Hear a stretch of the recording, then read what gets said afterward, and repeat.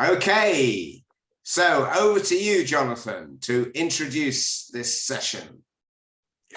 David, thank you very much indeed. And sorry not actually to be on the call itself, but I will be catching up with what Christian has to say later with the recording.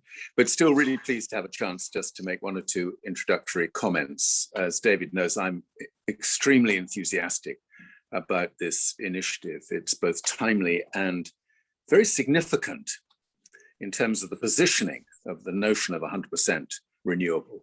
And actually, I was reminded of that this morning when I woke up to hear the words of someone called Deirdre Mitchie, who is the chief executive of Oil and Gas UK, representing all the developers in the North Sea. She was put under a lot of pressure about how absurd it seems that this body is pressing for new licenses, not just for the new Cambo oil field, but for up to 50 or 60 new fields over the course of the next few years.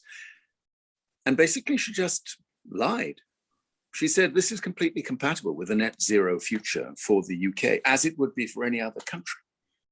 And it reminded me that there's no shame left at all in this industry. There is no length to which they will not go to defend their existing position. The North Sea is declining so clearly. Some prospect for new growth becomes all the more important to them, notwithstanding the fact that even someone as authoritative as Fatih Birol, the chief executive of the International Energy Agency, has said that if we're going to get anywhere close to net zero by 2050, we cannot have any new investments in any new hydrocarbon assets. So a pretty classic example for me this morning of what has become known as predatory delay.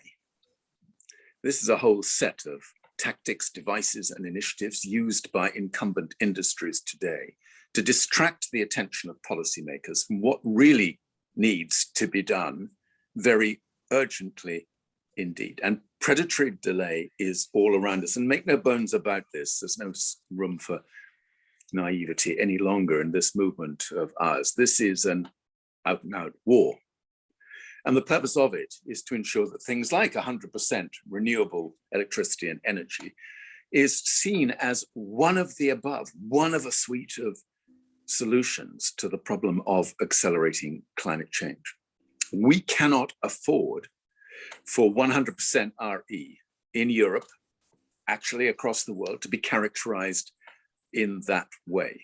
Our fight is to ensure that 100% RE becomes the watchword of this accelerated movement. Now, I know that Christian will explain just how incredibly exciting a moment this is in the world of renewable energy, because it really is. It's unprecedented in terms of what is going on, both from a cost point of view and a performance and efficiency point of view. We can see our way very clearly indeed to what 100% RE looks like. And as you will know very well on a call like this, there are more and more scenarios mapping out very clearly what needs to be done to get to that point just as soon as we possibly can. I just want to say two things about the 100% RE story. The first is that we can never talk about this in isolation. As we all know, this is an integrated story. This is a story about the technologies required to produce those green electrons, but it's also about storage, critically important, not just batteries, but other storage technologies. It's about really smart reconfiguration of grid systems, both national and local grid systems. And perhaps above all, and David and I share this priority, it's about energy efficiency. It's about ensuring that every single electron on a grid is used as efficiently as it possibly can be. And I hear some people talking up too much the technologies themselves without thinking of the surrounding context, the framework in which those technologies will deliver the real benefits for humankind. And in the same sort of vein, but perhaps a little bit less familiar a concern I have, is that we need to get much smarter about understanding the resource implications of what a 100% RE Europe and a 100% RE world will look like.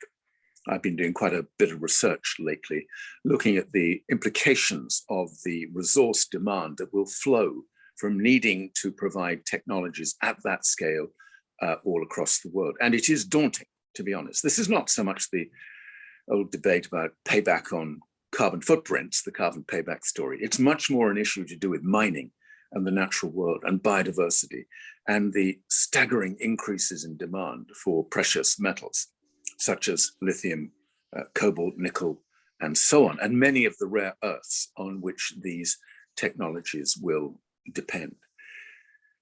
That shouldn't be a barrier to doing what we need to do, but it is a material factor.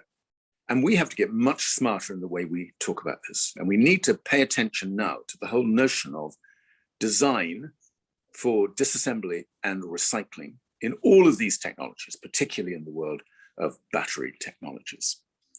So for me, these things are an important part of the advocacy that I think is asked of us now as we push for this, not just a vision, but we push for this reality of 100% RE. We have to go for a deeper understanding of what this actually entails and to make sure we don't cause some notionally unanticipated consequences as a result of that vast, incredible transition in our energy systems. I can honestly say that it's only a slight exaggeration if we think about this in terms of the single most important challenge that we have to get to grips with.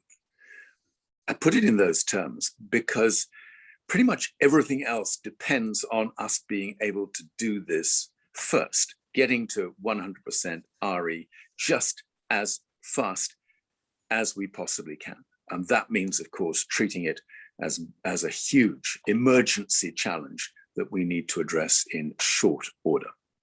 If everything else depends on that, it means that everything else will follow from it if we get it right. Thank you, Jonathan. I wish I had your ability to speak coherently and exactly to the point for a precise time.